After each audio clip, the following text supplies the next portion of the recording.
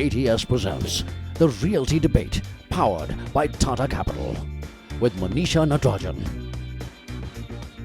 With 300 days of sunshine, India is simply blessed when it comes to generating one of the cleanest sources of energy, that is solar power. No wonder the government has set up an ambitious target of generating 100 gigawatts of solar power by 2022. Where are we today on solar power? Not even 5% of that big ambitious dream. And we have only 7 years to get there. Can we and will we is the question we are asking in today's Realty Debate. Welcome everyone, I'm Manisha Natarajan and I'm joined by a panel which covers the entire gamut of solar energy in India and are some of the best experts to speak on this subject. Let me begin with Kanwar Sachdev, Managing Director, Sucam Power Systems. Also with me, Vinay Rustagi, Managing Director, Bridge to India Energy. Rahul Munjal, Managing Director, Hero Future Energies. Amit Kumar, Dean, Terry University. Sushant Arora, Head West India Business Development of Clean Max Energy Solutions.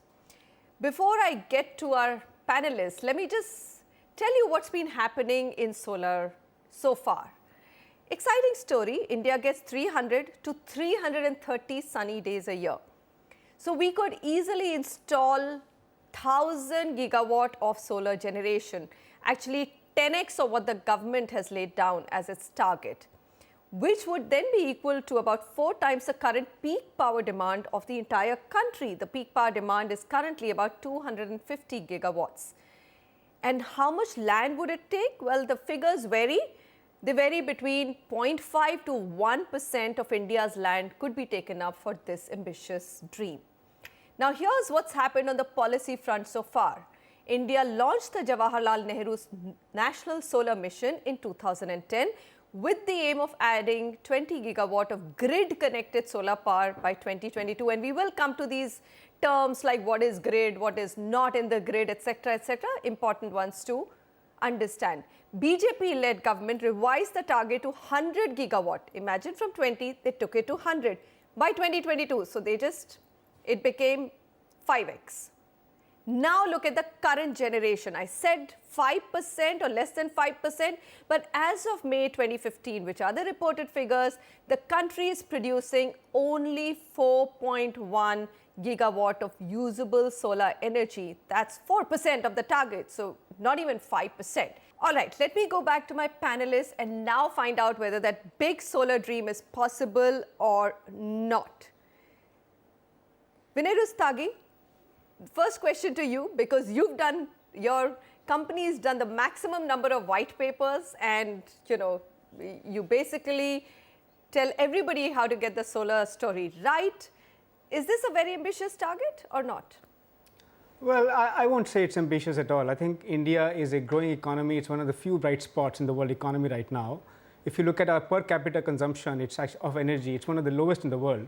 So we do not only have the growing environmental imperative, but we also need to meet our growing energy needs. And of course, India has one of the best radiation spots all over the world. So I think solar makes fundamentally more sense in India than I would say anywhere else in the world. So I don't think this target is ambitious at all. Of course, there are challenges in terms of implementation, including offtake, financing, land availability, etc. But I think those challenges, the government is absolutely committed to meeting them head on.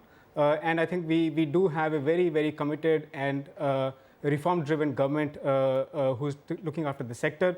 So I think the solar sector is in good hands for the current administration. Okay.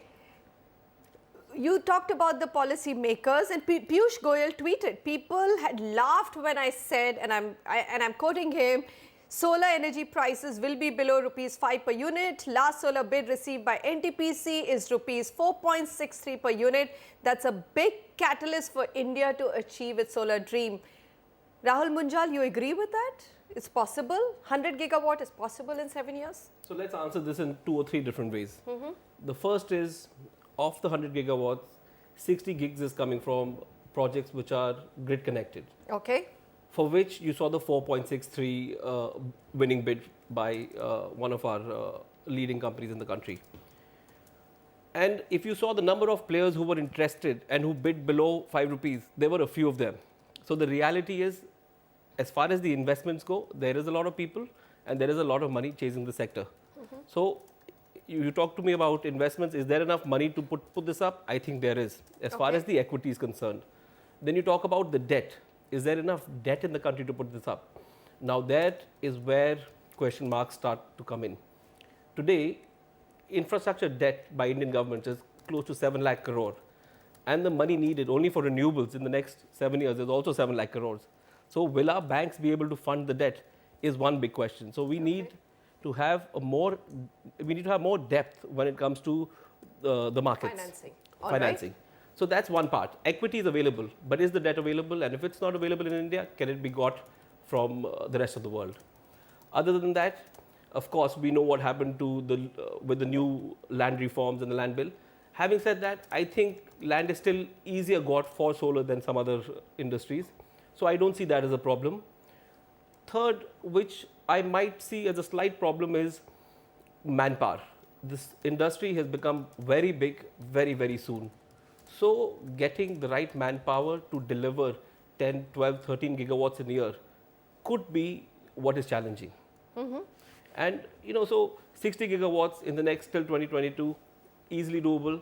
Of the 40 that we talk about rooftop, I think it's 20 rooftop and 20 entrepreneur-driven smaller wind farms, solar farms. Okay. So 20 rooftop is also, I think, doable, because if you see what the government is doing now, they are pushing it a lot.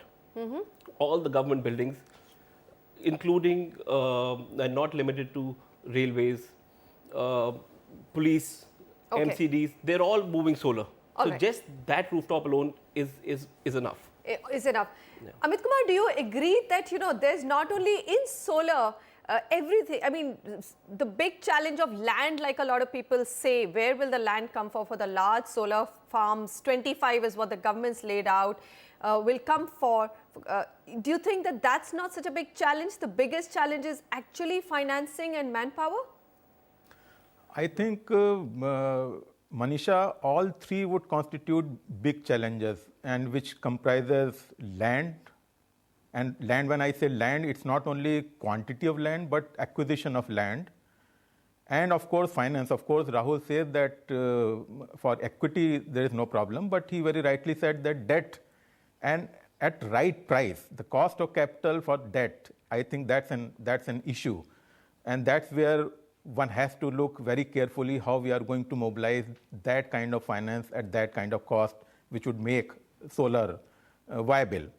And third, of course, is manpower, which unfortunately is not getting the kind of attention it should get. Because we are not only talking of manpower to set up these plants, but also to service these plants.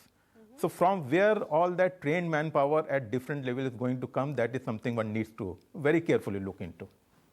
All right, okay.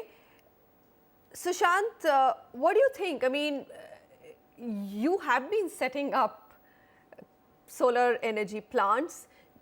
How do you service? I mean, what according to you is the biggest challenge? Is it financing, is it land, or is it manpower? Sure.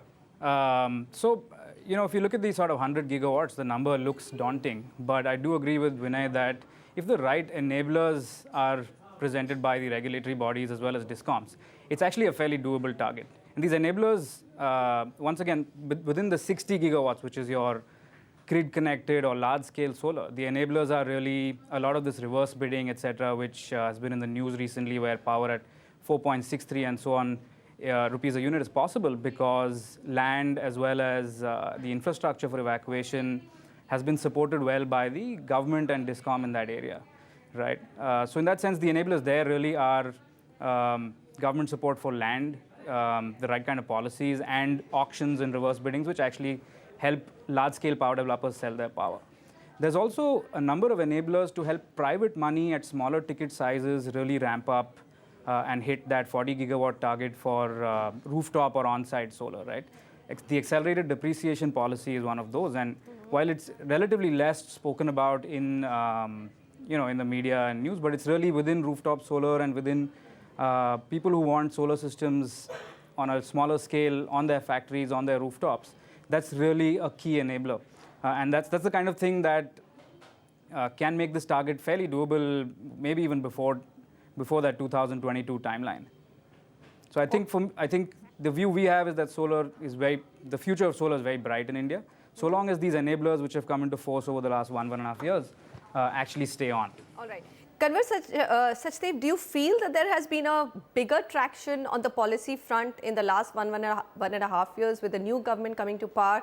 Have you actually seen the intention matching that big vision? See, right now they are, everything is happening on the big projects only. If you see, this government is, reduced the subsidy. I thought Sushant said that the smaller private developers are having a better time. No, the point he's raised was that, there is from the income tax point of view, yes, there is a depreciation benefit. Absolutely. Which is separate, and the subsidy is a separate subject, and which is good. If we get away with the subsidy, that will improve our, business. Okay. And government is going towards that. So government is trying their best to, take this in a very right direction. But there are practical challenges. All right. What are those challenges? Like if you want to do, rooftop, in rooftop residential or commercial, you have to do the grid connectivity, and then you have to do the metering. So that is a big challenge right now. State governments are struggling that how to implement that, metering subject. Because if you have to feed into the grid, it will be a big challenge. If you want to feed into your own personal grid, house or commercial, it is easy. But when you are coming and feeding into the grid, that's a big challenge. And there I think we need a, and it's a state subject. All the, the discoms, they are struggling right now. So I think, there are a lot of issues. But I think doing big projects will be very easy, which government is taking on a very fast track. All right. So you're saying that bigger projects are easier to do and smaller projects are tougher to do. Vinay Rustagi, what's going on? I mean, I'm hearing a slightly different story from all the panelists. Great story, doable, but there are challenges. Some of the solar jargons, and maybe we can go through this. I mean, we just heard Mr. Kanwar Sachdev mention the grid versus off-grid. What is it? I mean, how does this whole thing work? I understand that you have to, whatever solar you generate, you must try and connect at least 60% of it, as Mr. Rahul Munjal mentioned, to your national grid through which it's distributed. How would solar work in the grid and non-grid formats? See, one of the big advantages of solar is that this is a very, very modular technology. So what that means is that the government has an option to either set up big ground-mounted projects which can be connected to the transmission grid and the power can be wheeled on to the end consumer. Alternately, what the government can also do, or including the private developers, they can set up locally available rooftop and other projects which are directly connected to the consumer load without the power being carried onto the transmission grid. And that has a huge advantage because, because these projects are not connected to the grid, there is no extra transmission or distribution cost. And as we all know, India loses about 25% of its power in the transmission grid. Right. So producing power at the local point of consumption using the off-grid model actually has a huge financial and operational benefits. So that's what we are really talking about, grid-connected versus off-grid projects. But I think on the grid-connected, while I agree with most of the panelists that many of these challenges are easily meetable, I think one thing that we haven't talked about is how do you integrate the 60 gigawatts of grid-connected power into the transmission system. Right. And by that, what I mean is solar power, of course, we need to remember is intermittent power. You produce 60 gigawatts of solar power when the sun is shining, whether the load or consumption is there or not. Equally, when the consumption is there, when the consumers do need that power, for all you know, the sun may not be available to the extent that is required. So you need flexibility in your consumption as well as generation point of view, which means that your grid, transmission grid needs to be very robust to deal with this intermittent source of power. You also need very smart management of the grid, which means very accurate, predictable forecasting of both the power consumption as well as power generation to be able to meet the intermittency of the power generation as well as the intermittency of the power consumption. Rahul Munjal, therein lies the problem, doesn't it? I mean, how do you enable our transmission system and our grid to actually bring on solar onto the grid? Yeah. So, according to me, that remains the biggest bottleneck today. It's not financing, it's not land, it is just this point. Yeah. You know, unfortunately, the grid map of India and the solar resource map of India, they don't gel. They're Yes. completely different. Absolutely. So there is no doubt. But this is not an India problem. This is a problem with the grid, even in the West. And Agree. of course, it is intermittent, and we need solutions wherein we have. But isn't that precisely why the West also believes that the off-grid model is the best? You know, so for India, it's such a big country, and the consumption and the requirement is so large. You need everything. You Okay. do need off-grid. You need off-grid in homes. You need off-grid in remote areas where the grid cannot reach. So there are two different off-grid solutions there. And both have to be serviced. Both gaps have to be met. Both have to be. You know, our Prime Minister said 24/7 electricity for all very, very soon. You know, I think it's next year or the year after that. So if we want to get there and we want to electrify 300 million more households, how are we going to do it? There is no one solution fit all. There is a solution which has off-grid, grid connected, other renewables, as well as coal. Unfortunately, we still have to do more of coal. You know, the reality is we will need 540 gigawatts of power in the coming times. You know, it could be 5 years from now, 3 years from now, maybe 10 years from now. I'm not really sure how fast the country will develop. But if it does develop as fast as we want it to develop, within 5 years, we'll have to double our capacity. So in that case, we will need all these solutions. According to me, if you have a roof today and you are not producing solar electricity, it is an opportunity lost. It's almost, you know, you're a property lady, you're a property show. So it's almost it's like having an apartment for rent and not renting it out. That is your rooftop solar today. So if you have a roof, you need to generate revenue from it because it is easily doable. Okay, we're going to come back and focus on just that big point that Rahul Munjal has raised, that if you have a roof, you have sunshine. As a citizen, as a resident, as a homeowner, what should you do to utilize this asset and make sure that you also are part of that big solar story of India? Stay with us. We'll be back in just a moment.